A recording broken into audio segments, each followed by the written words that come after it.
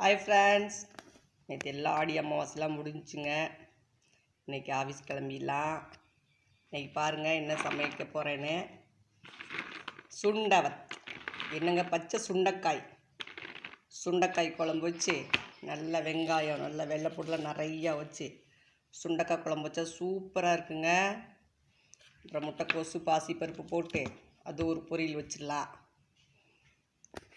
ஆமாங்க, இன்றைக்கி பாருங்கள் ஒரு சின்ன டிப்ஸ் உங்களுக்கு.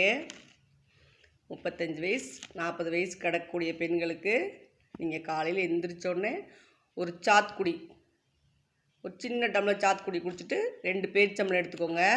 இந்த மூட்டு வலி, கால் வலி, தொடை வலிலாம் கண்டிப்பாக வரவே வராதுங்க.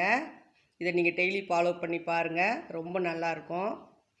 வாங்க, நம்ம அடுத்தது லஞ்ச் பாக்ஸில் சந்திக்கலாம். பாய், தேங்க்யூ.